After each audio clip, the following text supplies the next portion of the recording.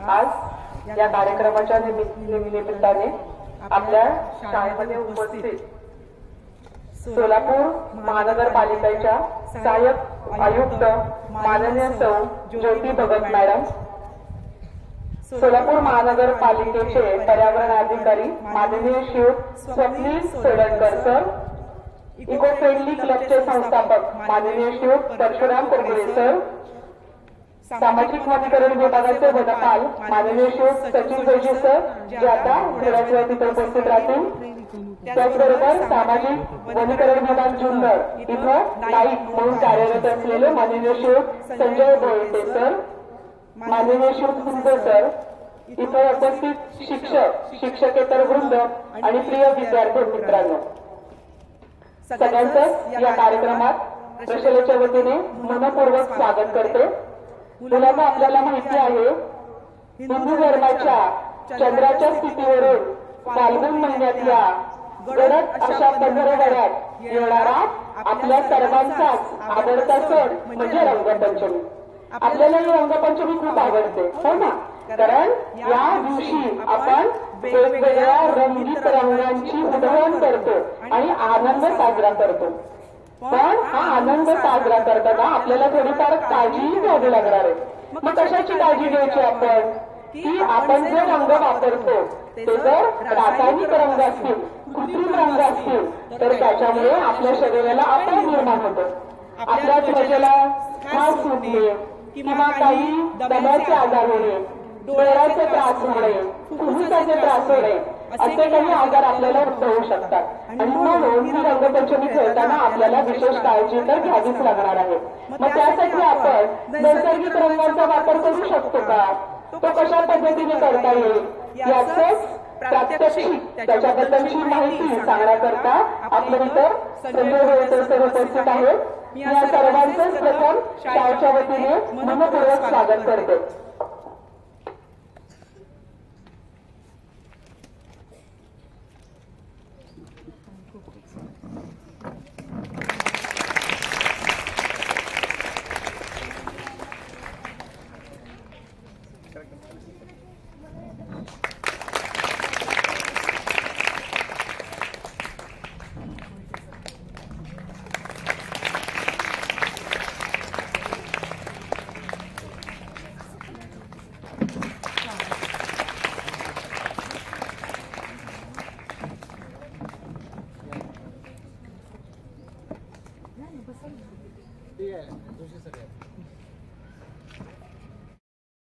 आणि हा उपक्रम फक्त उपक्रम न राहता याला प्रतिसादही चांगला मिळतो। दरवर्षी आपल्या शाळेतल्या सगळ्या मुलांमध्ये हा विचार आपण पोहोचवण्यामध्ये यशस्वी होत आहोत। दरवर्षी मुलं बाहेर फिरताना भेटतात अनेकदा आणि सांगतात की तर आम्ही पर्यावरणपूरक रंगपंचमी साजरी केली आहे, पर्यावरणपूरक दिवाळी साजरी केली आहे। म्हणजे आपल्या मेहता शाळेतील मुलं फक्त ऐकत नाही तर ते कृतीमध्ये आणतात। आता आपल्याला संजय बोळटे सर हे प्रात्यक्षिक दाखवणार आहेत आणि कोणत्या मुलांपासून, कोणत्या पानांपासून, कोणत्या फळांपासून कोणते रंग बनतात हे आपल्याला आता प्रात्यक्षिकांमध्ये जाणून घ्यायचंय। काही मुलांना सुद्धा आपल्याला याच्यामध्ये सहभागी करून घ्यायचंय। जेव्हा सर सांगतील तेव्हा मुलींनी पुढे येऊन त्याच्यामध्ये सहभाग घ्यायचे। संजय सर नमस्कार। दरवर्षीप्रमाणे आपण नैसर्गिक रंग तयार करण्याची कार्यशाळा घेतो। रंगपंचमी म्हटलं की मुलांचा आवडता दिवस, मित्रांना रंगवायचंय, मित्रांचे चेहरा ओळखता येईल नाही एवढं रंगवायचं। पण आपल्या त्वचेची काळजी घ्यायची नाही, डोळ्याची काळजी घ्यायची नाही, बिनधास्तपणे बाजारात मिळणारे नैसर्गिक रंग न वापरता रासायनिक रंग आणायचे। रासायनिक रंग आपले पालक सुद्धा आणून देतात। आपण ज्यावेळेस अशा बाजारातून रासायनिक रंग आणतो याच्यावर अगदी लहान कंपनी लहान अक्षरात लिहिलेलं आहे की औद्योगिक वापरासाठीच आहे। हे बघा इतक्या लहान अक्षराकडे तुम्ही वाचत पण नाही, त्यासाठी मी तुम्हाला काय करेल मोठ्या प्रकारचे झेरॉक्स काढून आणलंय।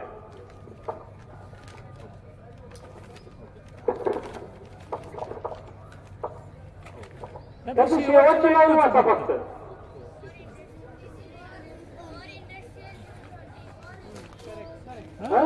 म्हणजे फक्त औद्योगिक वापरासाठी. इंडस्ट्रीयल म्हणजे काय? गाड्यांना कलर द्यायचे, प्लास्टिकच्या वस्तूंना द्यायचे, कपड्याला द्यायचे, अशा ज्या इंडस्ट्रीयल मध्ये ज्या वस्तू आहेत त्यांना तुम्हाला हे रंग वापरायचे. हे सुद्धा आपण आपला विचार न करता त्वचेचा तुम्ही बिनधास्तपणे पालक आणून देतात आणि तुम्ही हे कलर वापरता. आता हे रासायनिक कलर वापरताना तुम्हाला याच्यापासून धोके पण आहेत ते सांगतो तुम्हाला. काळा रंग जर वापरला तर ऑक्साईड नावाचं रसायन आहे. हे ऑक्साईड नावाचं रसायन काय करतं तर तुमच्या मूत्रसंस्थेचं कार्य बंद पडतं. त्याचप्रमाणे हिरवा रंग आहे, कॉपर सल्फाईड आहे, हे तुमच्या डोळ्याला ऍलर्जी आणतं. डोळ्याला ऍलर्जी म्हणजे तुमचे डोळे जळजळ करणे, डोळ्याला सूज येणे किंवा तात्पुरता आंधळेपणा सुद्धा येतं. इतका हा कलर घातक आहे. त्याचप्रमाणे सिल्वरच्या डब्या मिळते छोट्या छोट्या, त्याच्यात अॅल्युमिनियम ब्रोमाइड नावाचं रसायन आहे. त्याच्यापासून कॅन्सर होऊ शकते. अशा वेगळ्या वेगळ्या रंगापासून तुम्हाला धोके तर आहेत. आता तुम्ही म्हणणार मी नुसतं तुम्ही धोके सांगताय, आम्हाला कलर कसे तयार करायचे? त्याला काय तुम्हाला 4 दिवस किंवा 8 दिवस अगोदर तयारी करायचे. हा रंगपंचमीचा सण वसंत ऋतूच्या सुरुवातीला येतोय. निसर्गाने बरोबर तुमची सोय केलेली आहे. हा रंगपंचमीचा सण साजरा कसा का करायचा तर आता उन्हाळा वाढलेला आहे, होळी होऊन गेलेली आहे. आपल्या अंगातली उष्णता कमी व्हावी यासाठी आपल्या पूर्वजांनी नियोजन करून ठेवलेलं आहे. पूर्वी नुसत्या पाण्यापासूनच रंगपंचमी केली जायची, पण आता त्याचं स्वरूप बदललंय. त्यानुसार तुम्ही नंतर फुलापासून रंग तयार करणे, नैसर्गिक रंग तयार करण्याची पद्धत चालू झाली. हे जी फुलं दिसत आहेत हे फुलं कशी माहित आहेत का? ती पळसाची फुलं आहेत. याच्याबद्दल एक आख्यायिका आहे. पुराणामध्ये आपल्या आख्यायिका आहे. याच्या फुलाचा वापर करून श्रीकृष्ण रंग केलेले. अगदी म्हणजे आता उन्हाळा लागल्यानंतर डबीचा त्रास होतो ना, याचा सरबत जर पिला तर तुमचा उन्हाळ्याचा त्रास नक्की कमी होतो आणि याचा रंग सुगंधी आणि डार्क असा होतो. आणि यापासून तुम्हाला दिसते रंगामध्ये 2 प्रकार, ओले रंग आणि सुके रंग. तर आपण पहिल्यांदा सुके रंग कसे तयार करायचे प्रात्यक्षिक घेऊया. ही जी तुम्हाला फुलं दिसत आहेत, आता वसंत ऋतूमध्ये झेंडू आहे, पळस आहे, गुलाब आहे, भरपूर टॅगोरी आहे, गौरीचौरी आहे, शेंद्री आहे, नीलमोहर आहे, या सगळ्या झाडांना फुलं लागलेली असतात. मग ही फुलं आणायची आहेत आपण सावलीत वाळवायचे. सावलीत वाळवून त्याची पावडर करायची. जर तुम्हाला ओला रंग करायचा असेल तर ते पावडर तुमच्या पाण्यात टाकायचे, उकळून घ्यायचे, त्यापासून ओला रंग तयार होईल. किंवा सुका रंग तयार करायचा आहे तर सुका रंग तयार करण्यासाठी आपल्याला बेसन पीठ, ज्वारीचं पीठ, गव्हाचं पीठ या कुठल्याही प्रकारचं पीठ घ्या. तुम्हाला त्यात ते मिक्स करून तो कलर तयार करता येतो. ये आदिती है क्या आदिती? सुका कलर तयार करण्यासाठी आपल्याला काय करायचं? मी काय सांगितलं, बेसन पीठ वापरायचं. बेसन पीठ आपल्याला नेहमीच आपण वापरतो नाही. दिवाळीमध्ये आपल्याला उठणं लावल्यानंतर हे बेसन पीठ लावलं जातं आणि आपल्या अंगावरचा मळ काढला जातो. म्हणजे आपल्या पूर्वजांनी ज्या सोयी करून ठेवलेल्या आहेत त्या आपला सगळा सायंटिफिक विचार करून या सोयी केलेल्या आहेत. ते आपण विसरतो, फक्त तुम्हाला त्याची जाणीव करून देतो किंवा कसं करायचं हे सांगतोय. आता पिवळा तयार करायचं म्हणून आपल्या घरात काय हळद ही अँटीबायोटिक आहे. आपल्याला जर समजा शाळेत जखम झाली किंवा घरात शेजारी खेळताना जखम झाली तर आपले आजी आजोबा काय सांगतात, हळद लावा, बरोबर की नाही? हळद हे अँटीबायोटिकचं काम करते, तुमची जखम लवकर दुरुस्त करते. जर हळदीचा वापर केला तर तुम्हाला कुठलीही इजा पोहोचणार नाही. 2 चमचे बेसन पीठ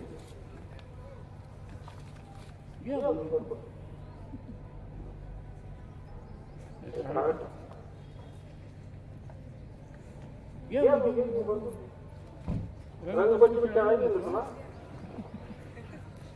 मिक्सर समजेल नाही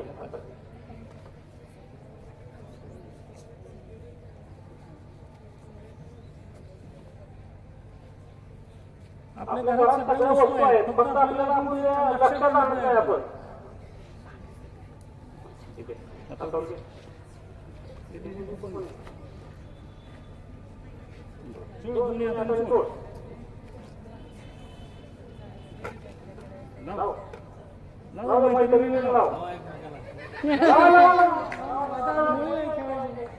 इकडे बघ पिलो आधी तिकडे बघ समोर लावा एकमेकींना हात लावा त्या दिवशी कसे लावणार इकडे बघ आधी ती मेहंदी पावडर आहे बरोबर मेहंदी पावडर आपल्या हाताला मेहंदी लावतो केसाला मेहंदी लावतो मेहंदी कशापासून तयार करतात माहिती आहे का मेहंदीचे एक झाड आहे मेहंदीच्या पानाची पावडर करून मेहंदी पावडर तयार केली जाते जे अशी ते थंडावा निर्माण करणारे कुणी दोघं जण भार्गव ये या बाजूला ये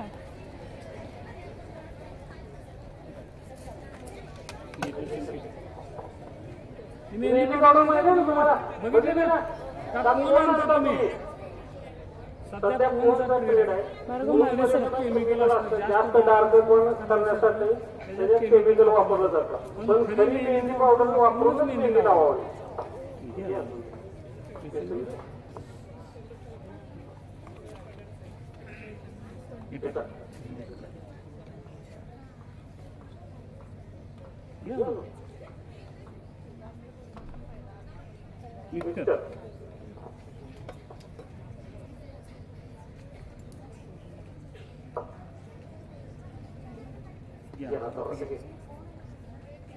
तुम्ही तुझं जाऊन घ्या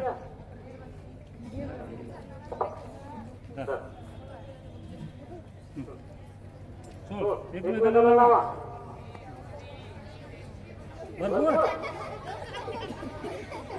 इकडे बघ सुके कलर जे आहेत ना लावा एकमेकांना सुके कलरचा एक फायदा मी सांगतो तुम्हाला ऍक्शन लगेच कर सुके कलर निघतात तुम्ही जर ओले कलर काढण्यासाठी उशीर लागतो आता आपल्याला काळा कलर तयार करायचा सुका काळा कलर तयार करण्यासाठी काय वापरणार कोळसा बरोबर कोण सांगितलं कोळसा तो एक जण या कोण कोळसा म्हणलेलं कोण आहे ये पुढे ये चल ये कोण कोळसा सांगितलं ये ना ये समर्थ ये ये तू समर्थ ये समर्थ कोण आहे बाबा कोळसा काय नाव आहे तुझं श्रेयसने कोळसा हे उत्तर दिलेलं आहे तर आता नेमकं कोळशापासून कसं करायचं इको फ्रेंडली रंग ते बघूया कोळशापासून आपल्याला काळा कलर तयार करतो पण आपली ही पूर्वांपार पेस्ट आहे पावडर आहे आपले दंत मंचन जे वापरत होते ना पूर्वी दात स्वच्छ करण्यासाठी त्याच्यात निलगिरीची पावडर मिक्स करायचे आणि तो पूर्वी कोरवा नावाचे दंतमंचन होतं कोळसा घ्यायचा आहे त्याची बारीक पावडर करायची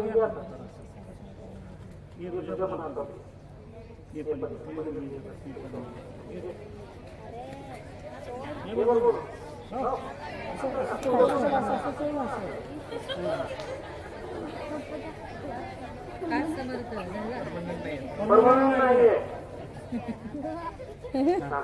लावा आता लावा बिंदास एकमेकांना लावा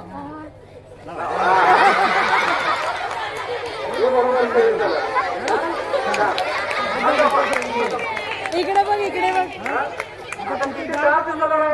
थांब थांब थांब काय आपल्याला पैसे जातात का आपल्याला कोळसा मिळतोय घरात कोळसा उपलब्ध आहे सोप्या सोप्या पद्धती त्या पद्धतीने तुम्हाला आता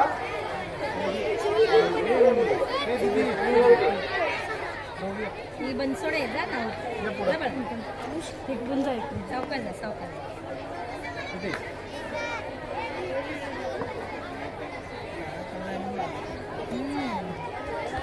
मम्मी का मदत करते तुम्ही कोण ठीक आहे या आपला कार्यक्रम संपला ना हा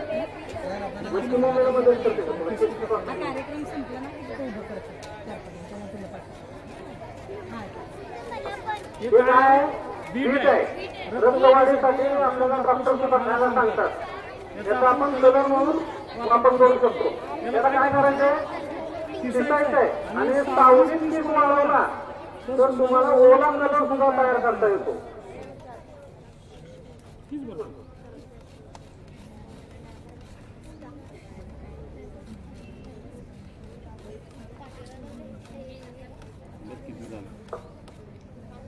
घे तुझ्या हातावर घे सोड घे तिथे तू पण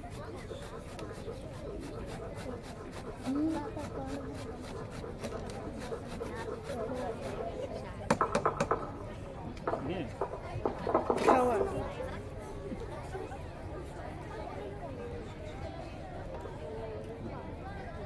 चला सोडा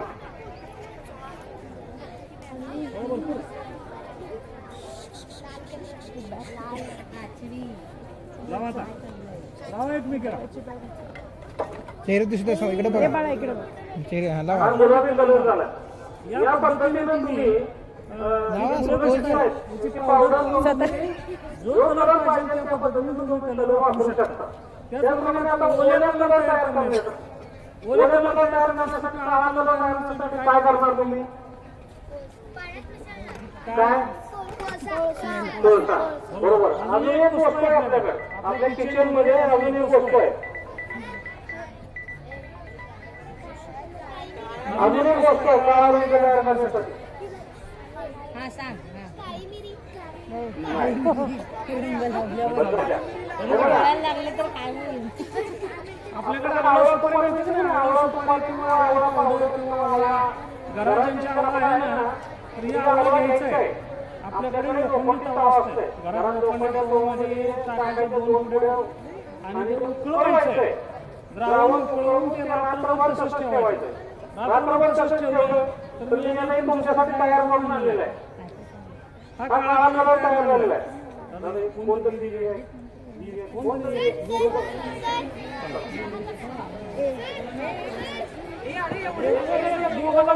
फक्त इकडे हा काळा कलर तयार केलेला आपण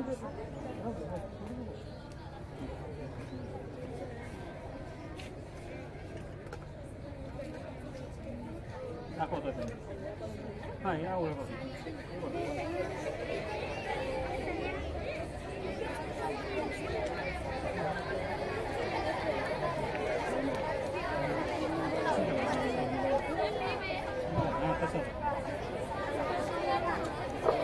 पासून झालेला कलर आहे. सोपा की नाही. तर आता आपल्याला दुसरा पिवळा तयार करायचा. पिवळा तयार करण्यासाठी काय वापरायचं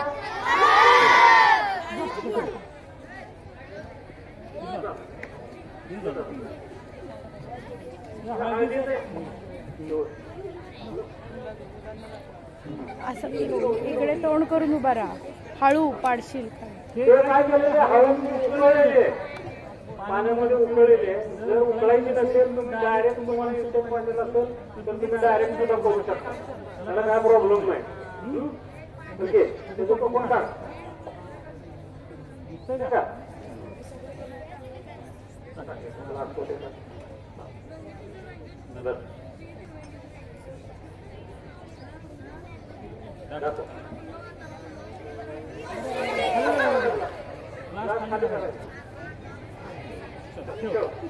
या पद्धतीने पिवळा कलर तयार झाला.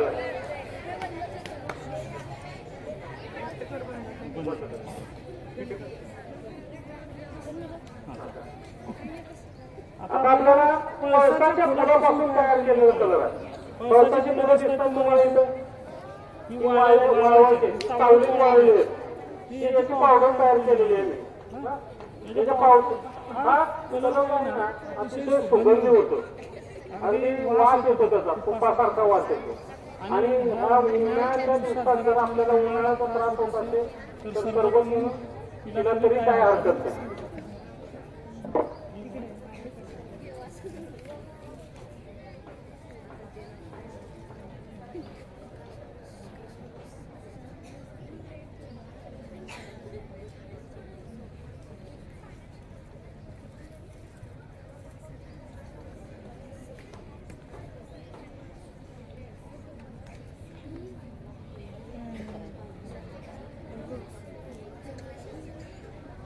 हे पाण्याचं कलेक्शन आणि हा निवड म्हणजे हे आता लगेच एवढा कलर होतोय.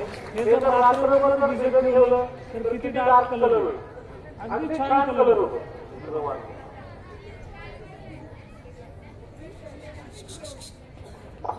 आणि हे औषधी आहे. पळसाला पानं 3 त्या झाडाची फुलं आहे.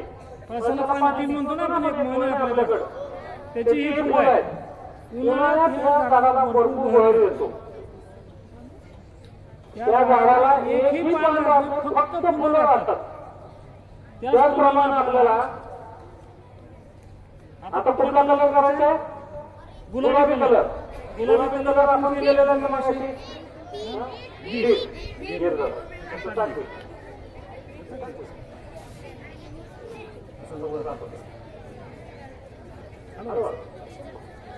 हा गुलाबी कलर तयार झाला. हे तुम्ही मिक्सरमध्ये बारीक करा किंवा उकळून घ्या. हे उकळून घेतलेला कलर आहे. पिठाचा उकळून घेतलेला कलर आहे. त्याचप्रमाणे कांद्याची साली आहे आपल्याला. कांद्याच्या सालीपासून विटकरी कलर तयार करता येतो. आपल्याला आता ग्रीन कलर तयार करायचा आहे. ग्रीन तयार करण्यासाठी काय करायचं? पालक चालेल, मेथी चालेल, कोथिंबीर चालेल. अगदी आपल्याकडे कडुलिंबाची जी पानं आहेत किंवा करंजाची पानं आहेत याचा सुद्धा हिरवा कलर तयार केला जातो. तुम्ही पानं झाडाची पानं म्हणजे तुम्ही आपलं झाड रिकामं करणार. तसं न करता जेवढं पाहिजे तेवढंच घ्यायचं. कोण येणार बाबा?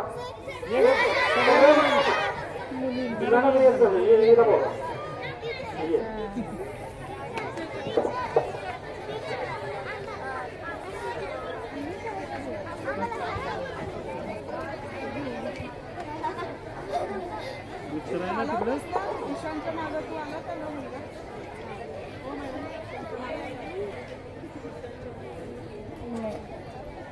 हा आला होता हा.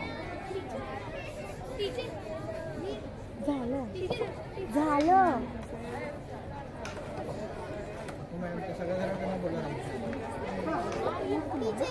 त्यांना म्हणलंय की कार्यक्रम झाला की त्यांना मॅडम मला घ्या.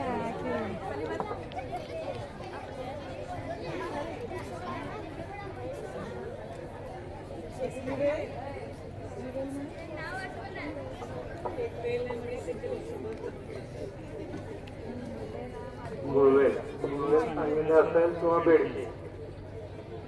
बेडकीचा पाला किंवा गुळवेल. बरोबर ना? तुला कसं सांग? तुला कसं माहिती?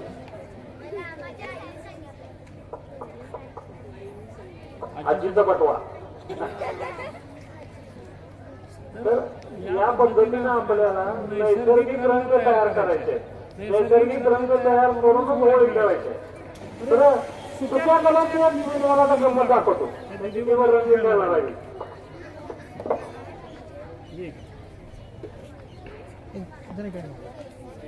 समोर करा इकडे बघ माझ्या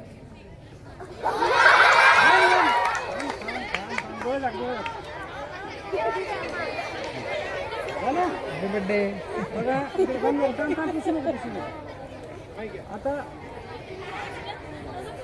आपण रंग लावले. रंगपंचमी रंग काढण्यासाठी आपण शॅम्पूचा वापर करतो, साबणाचा वापर करतो. घासून घासून निघत नाही. हे कलर निघायला किती वेळ लागते बघा.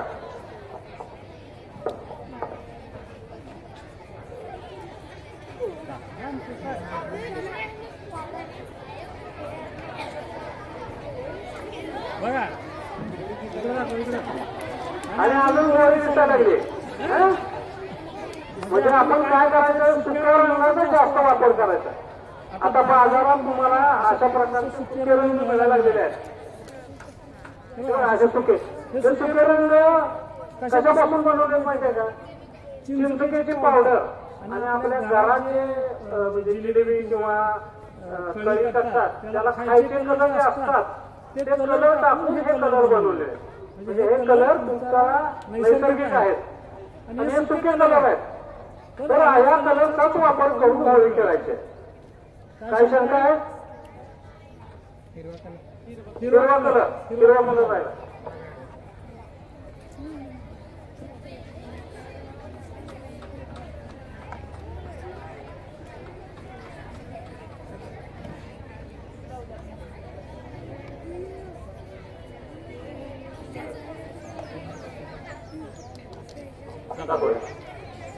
हिरवा कलर सोपा आहे आपल्याला. मेथीची भाजी, पालकाची भाजी, शेपूची भाजी जी खायला आवडत नाही. आणि चिकटपणा. काही मित्रांना अगदी डोकं चिकट करायचं आहे. यासाठी काय करतात की लोक डोक्यात अंडी फोडतात. याचा जर फील घ्यायचा असेल तर आपल्याकडं कोरफड आहे. कोरफडीचा गळ काढायचा, त्यामध्ये हळद थोडीशी करायची आणि ते डोक्याला लावलं तर केस पण चांगले मऊ होतील आणि चेहरा पण अगदी मऊ होईल. या पद्धतीने आपण नैसर्गिक रंगीय पंचमी खेळायची आहे. काय शंका असेल तर विचारू शकता. धन्यवाद.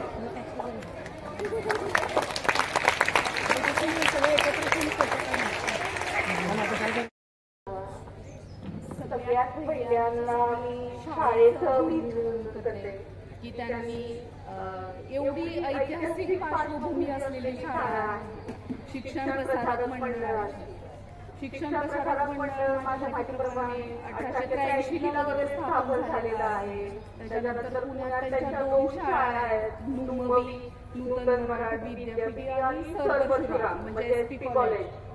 आणि ही जी ऐतिहासिक परंपरा लाभलेली शाळा आहे, आताही खूप चांगल्या प्रकारे कार्यक्रमांचं आयोजन करते. हे एका छोट्याशा अर्ध्या तासाच्या कार्यक्रमामध्ये मला जाणवलं की ते जो मूळ हेतू होता शाळेचा की पाश्चिमात्यीकरण टाळून भारतीय संस्कृतीला रुजे अशा पद्धतीने मुलांना पाश्चात्य शिक्षण देणं, ते शिक्षण आजही शाळा देती आहे. म्हणून त्या शाळेच्या मुख्याध्यापिका श्रुती बागेवाडी मॅडम यांचं मी सोलापूर महानगरपालिकेच्या वतीने हार्दिक अभिनंदन करते आणि त्यांचा पूर्ण स्टाफ, सर्व शिक्षक मंडळी यांचंही अभिनंदन करते. आज आम्ही सरकारी नोकरीमध्ये ना आमच्या ऑफिस वर्कमध्येच गुंतून गेलेलो असतो, परंतु आपल्या फील्डचा वापर अशा प्रकारचं प्रबोधन करण्यासाठी करणारे घोटे सर इथं आहेत.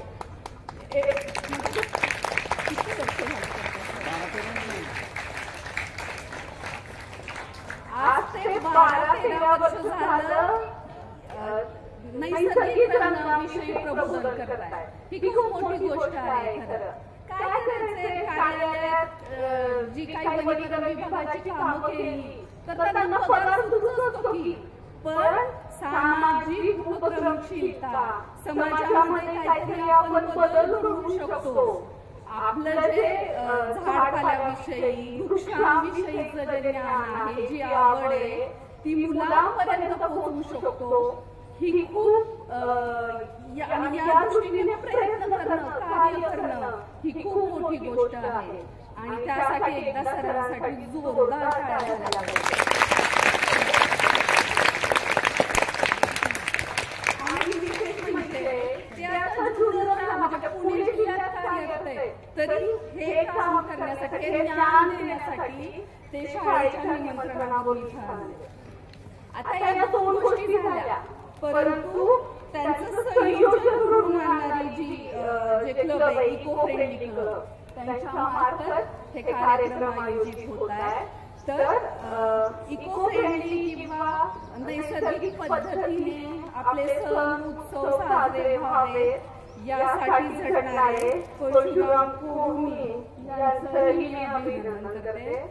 आणि शासनाचं एक अभियान आहे, माझी वसुंधरा अभियान.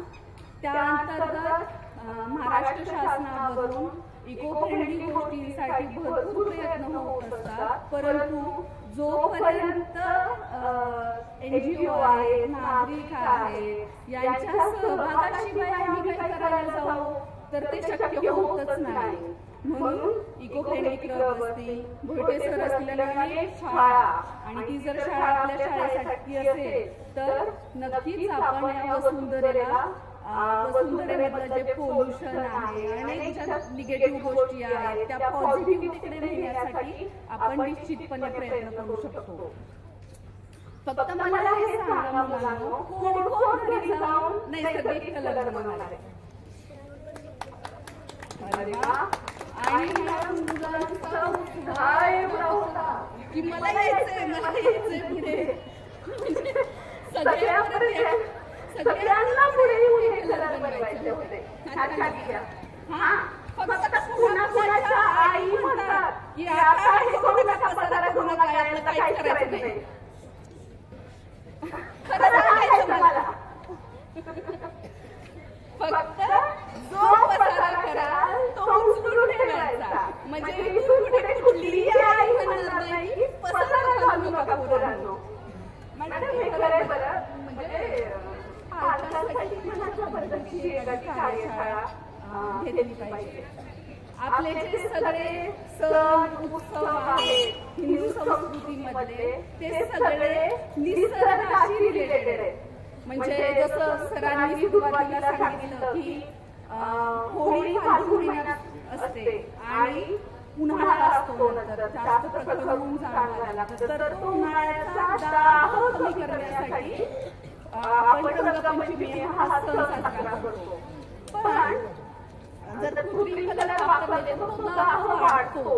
खरंच नैसर्गिक पद्धतीने सण साजरे केले तर प्रत्येक सण फक्त रंगपंचमीच म्हणत नाही, कुठलाही सण नैसर्गिक पद्धतीने जर साजरा केला तर नक्कीच सणांचं महत्व अधिक वाढेल आणि आपल्या आरोग्यासाठी ते सण नेहमीच उपकारक ठरतील. तर हा जो मेसेज शाळेने आणि भोईटे सरांनी किंवा इको फ्रेंडली क्लबने देण्याचा प्रयत्न केलेला आहे तो नक्की मुलांपर्यंत पोहोचलाय आणि त्या पद्धतीने ते सण साजरे होणार आहेत का? आणि स्वप्नील, थँक्यू मला या कार्यक्रमासाठी आठवण करून दिलीत आणि घेऊन आला. आणि काही जरी असेल मॅडम तर स्वप्नील खूप ऍक्टिव्ह आहेत, त्यांच्याशी कोऑर्डिनेट करा महापालिकेमार्फत. पण काही गोष्टींसाठी आमचं नक्की सहकार्य लागेल. चलो थँक्यू. सामाजिक वनीकरण विभागाचे वनपाल माननीय श्री सचिन जोशी सर, त्यांचं स्वागत मॅडमने करावं अशी मी त्यांना विनंती करते. धन्यवाद सर. आवडला का कार्यक्रम सगळ्यांना?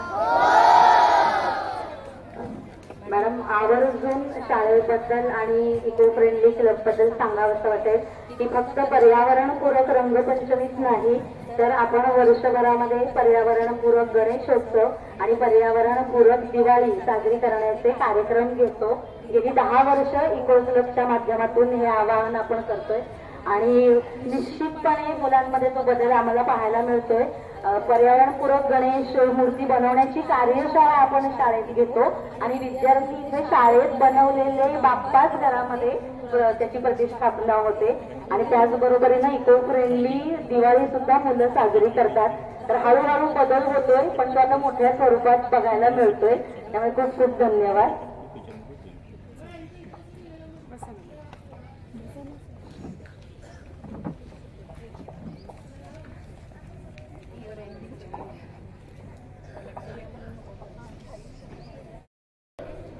माझी वसुंधरा शपथ आपण घेतो या ठिकाणी.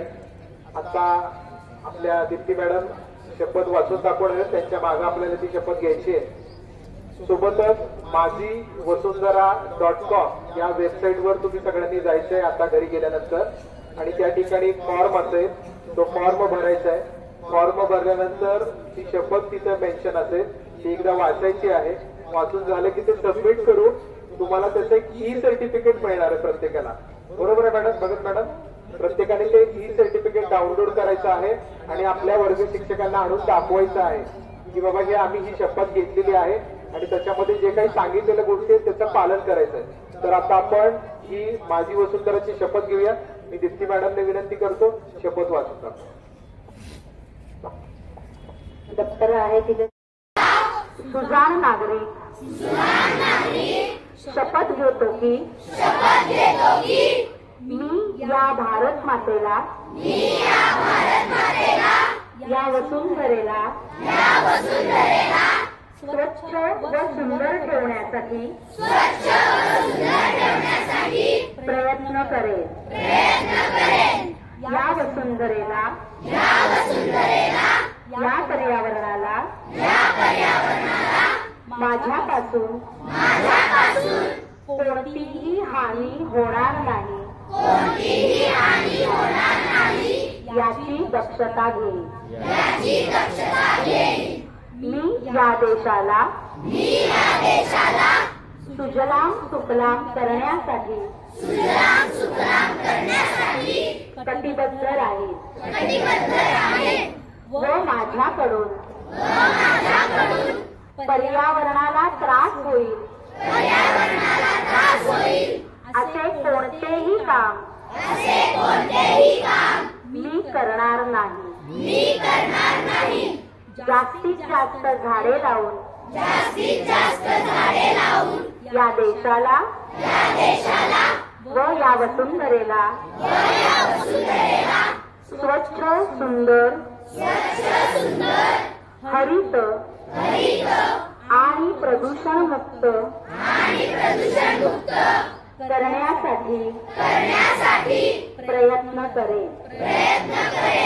जय हिंद, जय भारत.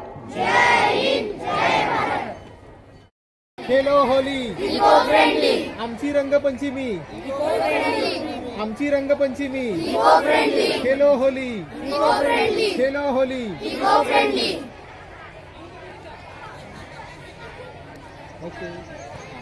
पर्यावरण अधिकारी सोलापूर मनपाचे माननीय Shri Swapnil Solankar sir, eco friendly क्लबचे संस्थापक माननीय श्री परशुराम कोकणे सर, तसेच इको फ्रेंडली क्लबचे अजितदादा कोकणे सर, सामाजिक वनीकरण विभागाचे वनपाल माननीय श्री सचिन जोशी सर, आणि आज सकाळी वेळीटे सर खरं तर नळदुर्गला जाऊन ही कार्यशाळा करून आले आणि मग आता ही आजची त्यांची दिवसभरातली दुसरी कार्यशाळा आहे. माननीय वेळीटे सरांचे तसेच सुंदर सरांचे, सर्व मान्यवरांचे, शिक्षक शिक्षकेतर प्रतिनिधी सर्वांचे मनपूर्वक आभार.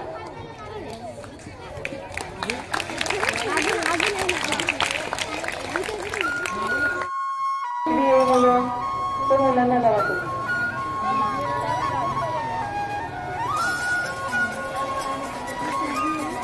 दहावी आहे मुली, दहावी आहे मुलं, एवढं सुटतील.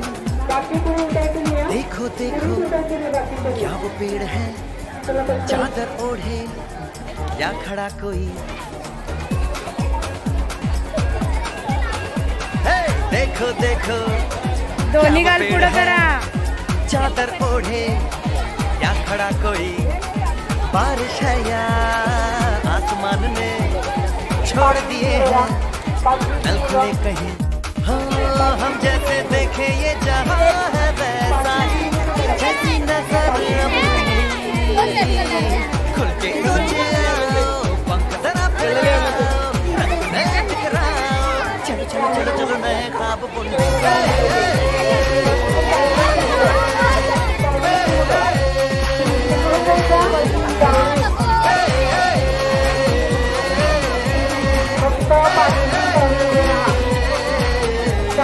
सापा धारे गारे गामा पासा बम बम बम बम बम बम बोले बम चिक बोले और मस्ती में डोले बम बम बोले मस्ती में डोले बम बम बोले मस्ती में तू डोल रे. बम बम बोले मस्ती में डोले बम बम बोले मस्ती में तू डोल रे. भला मछलियाँ भी क्यों उड़ती नहीं ऐसे भी सोचो ना. सोचो सूरज रोज नहाए या बाल भिगो के ये बुद्धू बनाए हमें ये सारे तारे